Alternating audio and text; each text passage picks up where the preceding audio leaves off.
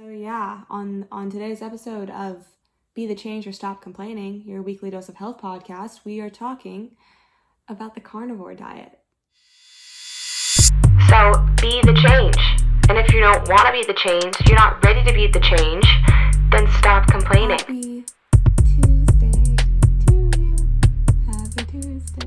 Okay. Hi. Hello. Hi. We're talking about the carnivore diet today. So let's do it. Some of this information is I'm going to tell you where all of my information is coming from because I don't understand copyright laws. And also I don't know if plagiarism is a thing through speaking. It probably is. So let me just tell you where I'm getting all of this information. Basically, none of it is mine. I got this information from Dr. Paul Saladino's book, The Carnivore Code. I got it from one of his YouTube videos explaining said book and just the carnivore diet in general. Dr. Saladino was also on a podcast with Dr. Michael Ruscio. Ruscio interviewed him about the carnivore diet. One of the other sources that I used is this website called Everyday Health. The reason that I like this website is because they post a lot of really good, objective pieces on various health topics. So I like to compare a lot of my research to what they have to say because they're probably one of the least biased sources that I have found on the internet. Everyday Health and Healthline are both really good sources if you're ever looking to research anything health.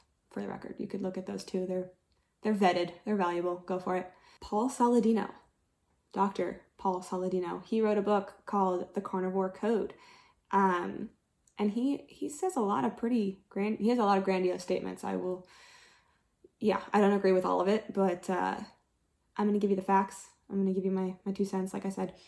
So one of the things that he mentions is that human evolution, points to, at some point in our history, a greater increase in humans hunting for their food. And the example that he uses is white versus black sclera.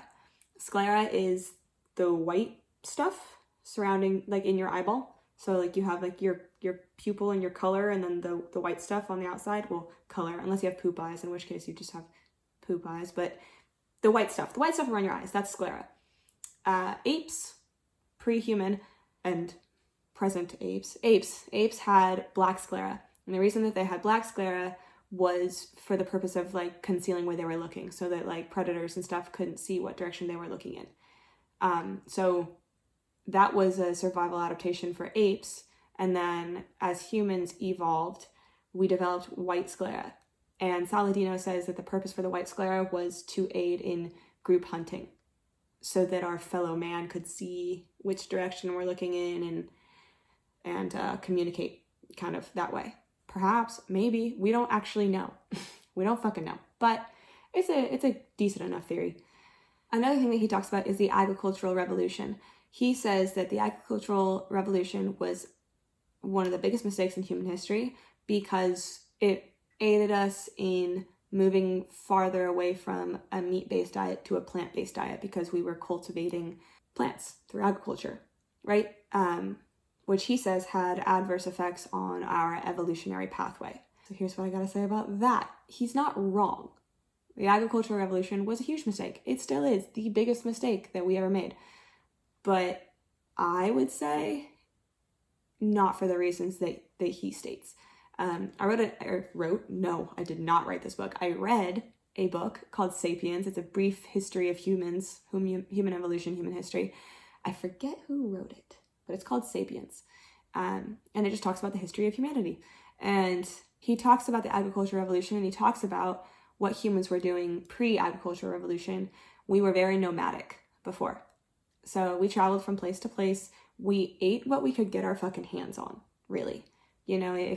If we saw a bush with berries, we ate the fucking berries. If there was a deer, we would kill the deer and eat the deer.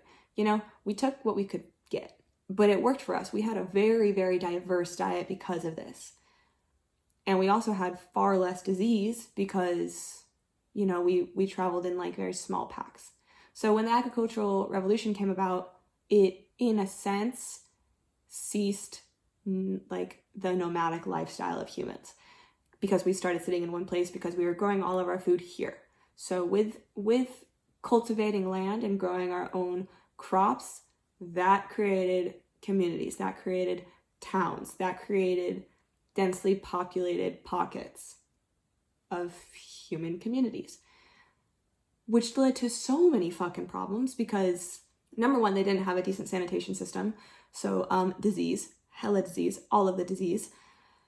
And then also infant mortality rates were extremely high because for many reasons. Number one, the disease, but number two, also like famine. Infant mortality happened because of famine, in part because of famine. And famine happened because we were sitting still in one spot.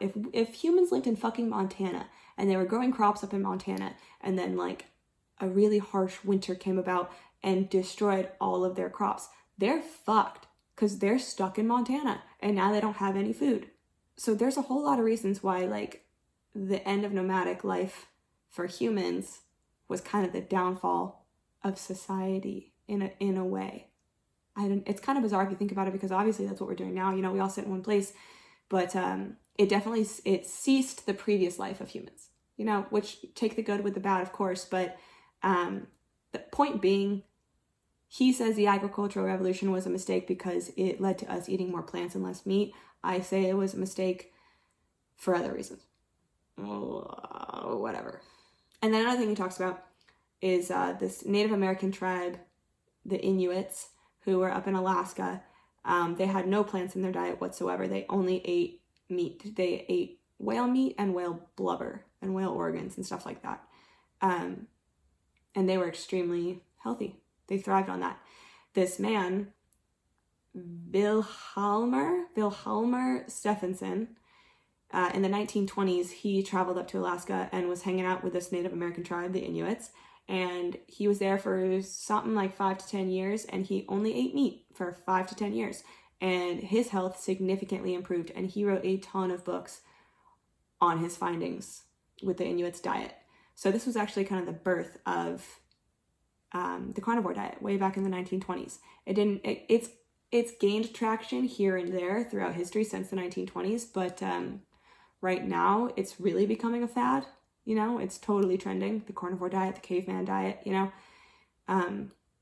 But Wilhelmer Stephenson is actually the first one to introduce it to Western society. So that's just a little history for you there. So let me tell you a little bit what he says, why Dr. Saladino is very anti-plants.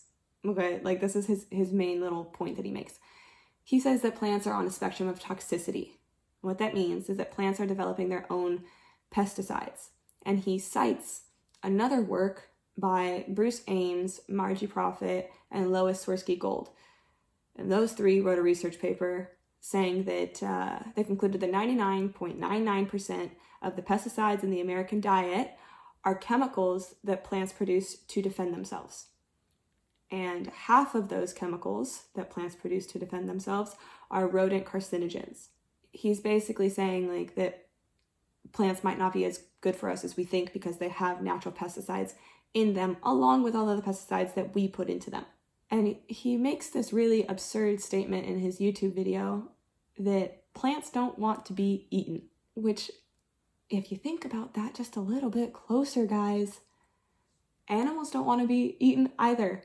In the same way that animals have claws and teeth and really loud roars, you know, in that same way, plants have pesticides to keep, and thorns, you know, to keep us from eating them. Nothing wants to be eaten. It's a fucking circle of life, bro. So like every species has a survival tactic. It just so happens that plants' survival tactic is pesticides. Debunked immediately. I'm like, you can argue with me about it if you want to. I would love to hear what you have to say, but it's just a stupid statement to make in like advocating for the carnivore diet. There's a lot of really good things about the carnivore diet, but that just makes me want to not listen to you because it was a dumb thing to say. Whatever. Saladino also mentioned while he was studying at the University of Washington, he learned about this concept in school that states, I'm going to quote this literally right now, perhaps for many people, plant toxins, plant lectins, oxalates, and other things in plants could be triggering our immune system or creating gastrointestinal hypermeability as a proximate trigger of these autoimmune processes. So, in dumb people's terms, what that means is that the chemicals in plants could possibly be triggering autoimmune dysfunction in our immune system, okay? Basically is what he's trying to say, but he's really smart. So this is what he's said. You know, he gave us a little bit of history. He kind of gives us reason for a little bit of human evolution. He tries to say that humans way back when were eating more meat and less plants. He's trying to say that the way that we live now with having mostly plant in our diet instead of meat is detrimental to our evolution and our health. He points to the Native American tribe that has been eating meat for a very long time, and it worked really well for them. So these are all kind of just like his facts that he's using to prove his point.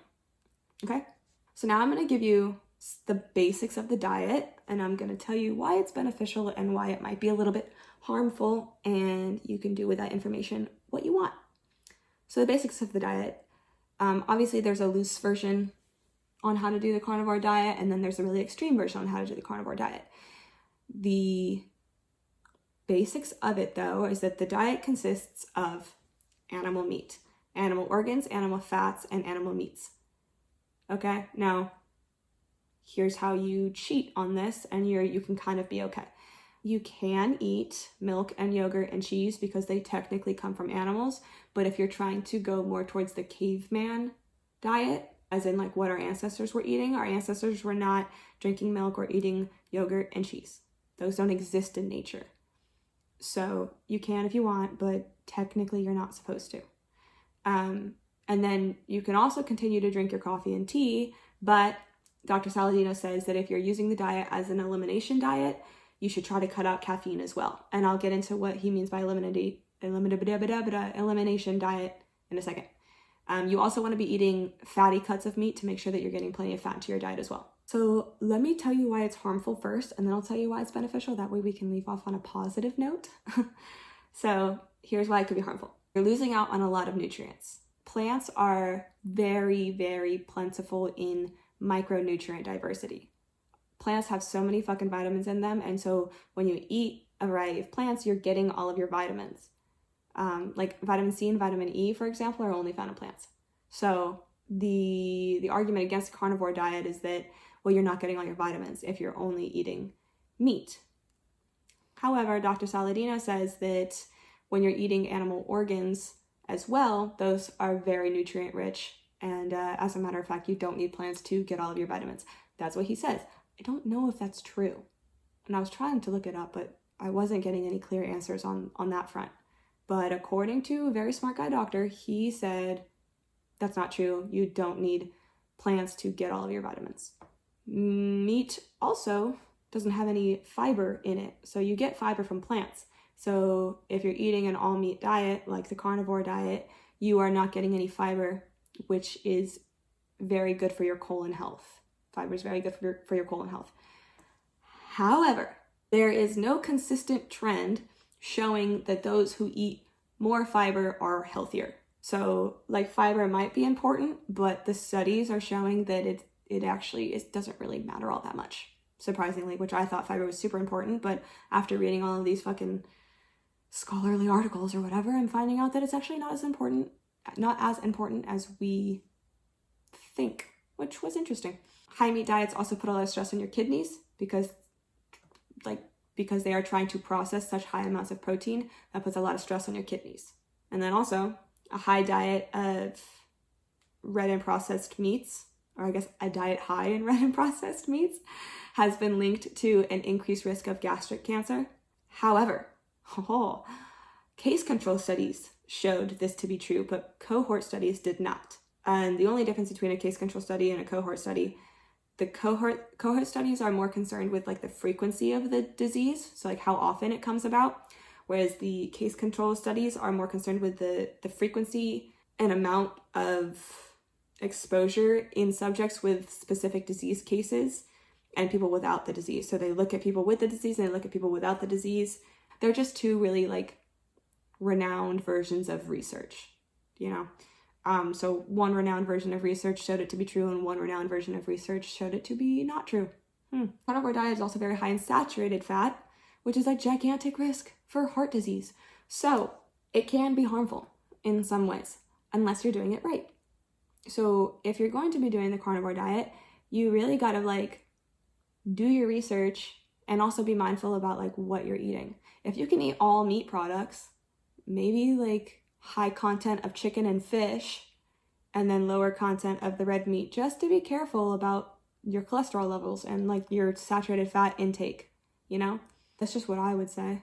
But anyways, let's talk about why it's beneficial though. So it is beneficial for weight loss to an extent, because high protein diets just naturally cause more satiety, a feeling of satiety in your body, which keeps you fuller for longer, basically.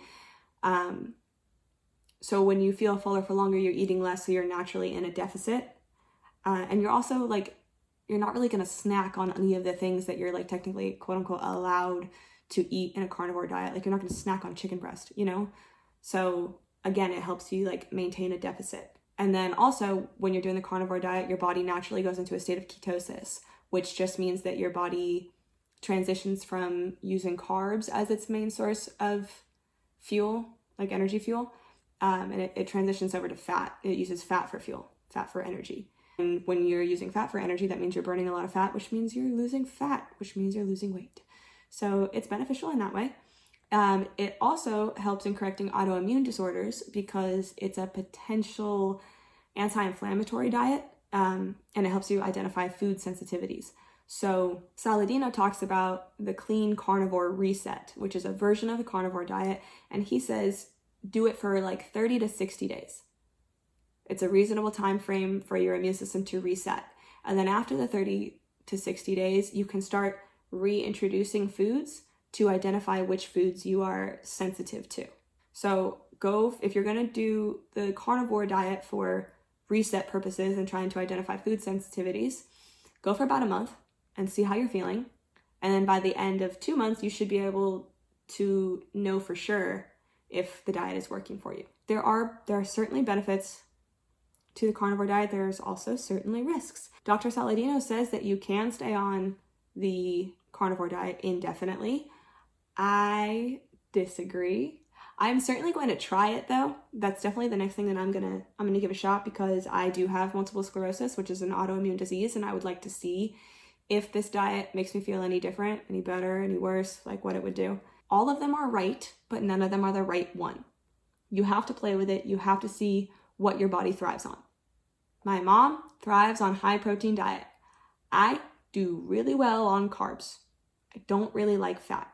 Some people can't handle carbs. Some people don't need a lot of protein. Some people, everybody is different. Everybody is different. Okay.